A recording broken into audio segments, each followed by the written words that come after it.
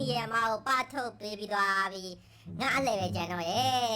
အခုမင်းနီမလည်းမရှိတော့ဆိုတော့ငါမင်းနီကိုခေါ်သွားပြီးရောရုပ်ရှင်သွားကြည့်မယ်ကစားခွင့်သွားမယ်မဟုတ်တဲ့တူသွားစားမယ်ကွာဟဲ့ဟဲ့ဟဲ့โอเคမင်းနီလေးနဲ့ဗလက်တိုင်းမှာငါရှောက်လေအောင်မယ်ကွာဟာမင်းနီအိမ်ကအတန်ကြီးကြားနေရပါလားစကားတည်းနေကြားနေရတယ်မင်းနီအမလည်းမရှိတော့ပါဘူးဘသူတွေစကားပြောနေကြရလဲမသိဘူးငါချောင်းပြီးတော့နားထောင်ကြည့်လိုက်အောင်မယ်မင်းနီငါနေ့အတွက်ပန်းစည်းလေးလက်ဆောင်ယူလာရဲ့ဒီနေ့ကဖလက်တိုင်းဒေးလေးဟာဟဲ့ဟဲ့ပြီးတော့နေငါနဲ့အတူတူကစားကွင်းကိုလိုက်ခဲ့ရမယ်ငါတို့မုတ်တွေသွားစားကြမယ်လေပန်းချန်လေးလည်းပြီးရသွားကြမယ်လိမ့်ဆိုင်ရုံလည်းသွားကြမယ်ဘလို့လဲပြန်မှာငါဖေးကြီးစီရနေပြီးတော့ငါကားတစ်စီးနဲ့ဒရိုင်ဘာတယောက်ပါခေါ်လာရဲ့နေဟယ်လီကော်ပတာနဲ့သွားနေတယ်ဆိုရရရဲ့နော်ငါအာခေလေးဟာဟာဟာဟဲ့ကိုဖြိုးရဲ့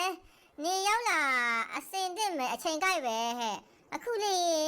ငါရဲ့အမကငါ့ကိုအပြင်မလွတ်လို့ငါဒုက္ခရောက်နေရအဲ့ဒါခုနကမှဘဘရဲ့အကိုကိုကြီးစမတ်ကငါအမကိုမုတ်ဝဲခြင်းမဲ့ဆိုပြီးခေါ်ထုတ်သွားအခုငါအိမ်မှာတရားဦးချင်းငါနေနဲ့လိုက်ခဲ့လို့ရရဲ့လိုက်ခဲ့မယ်နော်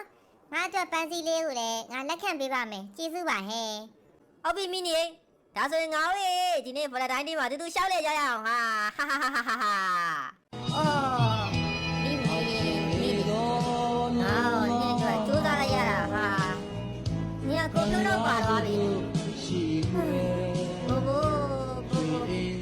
ဘယ်တက်နိုင်မလဲဘူဘူရဲ့ဘယ်တက်နိုင်မလဲ